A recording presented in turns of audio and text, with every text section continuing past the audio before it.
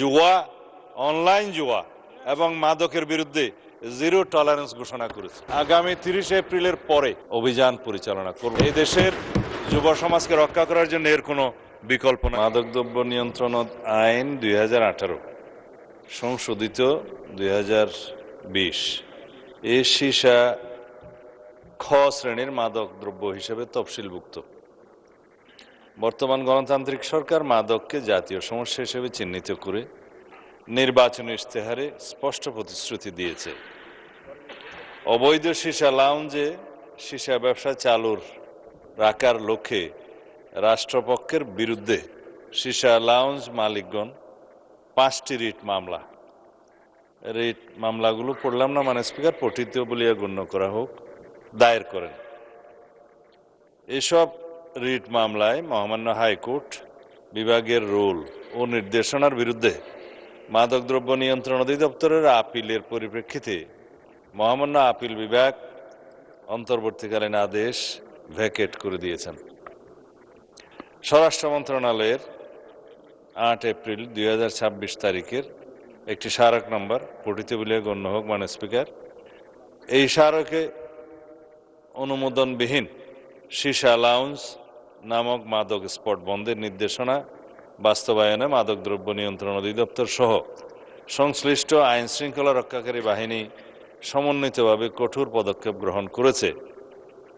মাননীয় স্পিকার, মাদকদ্রব্য নিয়ন্ত্রণ অধিদপ্তর কর্তৃক বিগত 16 এপ্রিল 2026 তারিখ রাতে রাজধানীর গুলশান 2 এলাকার 35 নম্বর সড়কে অবস্থিত অবৈধ সীসাবার দ্য কোর্টইয়ার্ড বাজার লাউঞ্জ এই অভিযান পরিচালনা করে আনুমানিক 5 কেজি সীসা এবং 35টি হুক্কা জব্দ করেছে।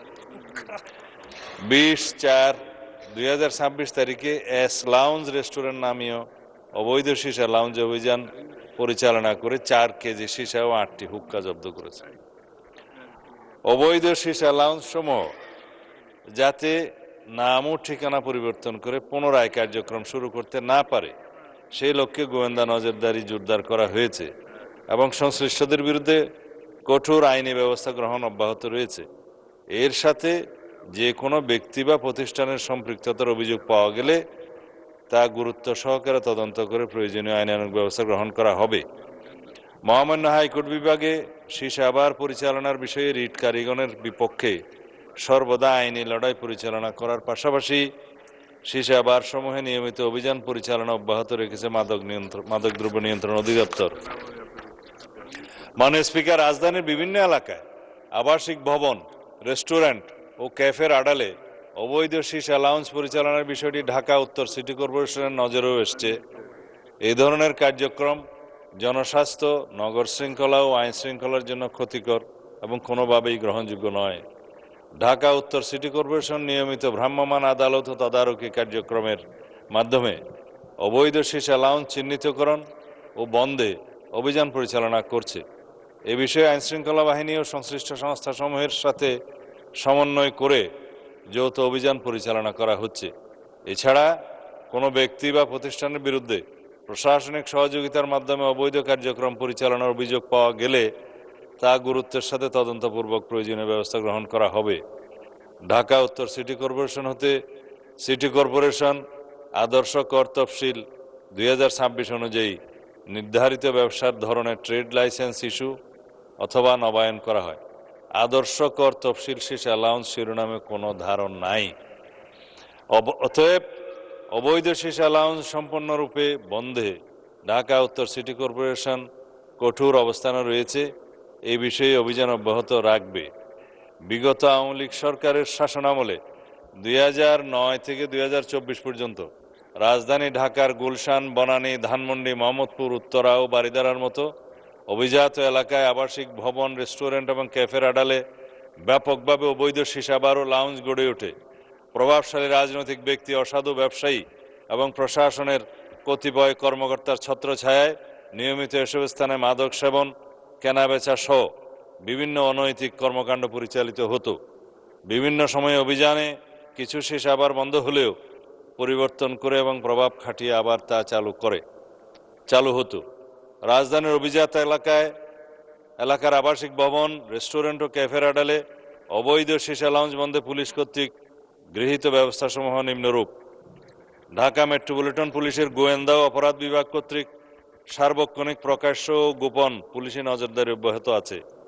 নিয়মিত পুলিশ টহলের পাশাপাশি বিভিন্ন সীসা লাউঞ্জ, রেস্টুরেন্টে বিশেষ অভিযান পরিচালনা করে অপরাধীদের গ্রেফতার করে আইনের আওতায় আনা হচ্ছে। ঠিকানা পরিবর্তন করে অথবা কোনো আবাসিক বাসস্থানের আড়ালে কোনো প্রকার অবৈধ সীসা লাউঞ্জ যাতে পরিচালিত না হয় সেই লক্ষ্যে গোয়েন্দা নজরদারি অব্যাহত আছে। আবাসিক বা বাণিজ্যিক ভবনে অবৈধ সীসা লাউঞ্জ স্থাপন করে যাতে কেউ ব্যবসা করতে না পারে সেই বিষয়ে বিট পুলিশিংয়ের মাধ্যমে ভবন মালিকদেরকে সচেতন করা হচ্ছে। কোনো পুলিশ সদস্যের বিরুদ্ধে এই ব্যবসায় মদত দেওয়ার প্রমাণ পাওয়া মাত্রই তার বিরুদ্ধে বিধি মোতাবেক শাস্তিমূলক ব্যবস্থা গ্রহণ করা হচ্ছে।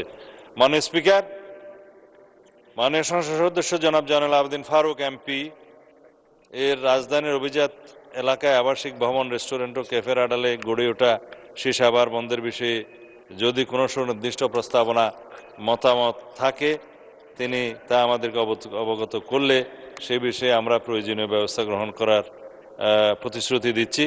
মাননীয় স্পিকার, আপনাকে ধন্যবাদ। এ বিষয়ে শুধু একটা লাইন অ্যাড করতে চাই, এটা তো সীসা বার।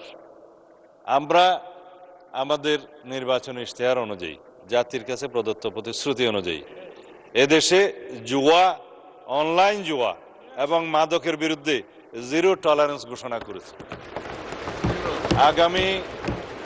আগামী 30 এপ্রিলের পরে এই মহান সংসদের সেশন শেষ হওয়ার পরে আমরা সমন্বিতভাবে এ বিষয়ে সারা দেশে একটি সুসমন্বিত অভিযান পরিচালনা করব। মাননীয় স্পিকার, এই দেশের যুব সমাজকে রক্ষা করার জন্য এর কোনো বিকল্প নয়। মাননীয় স্পিকার, আপনাকে ধন্যবাদ।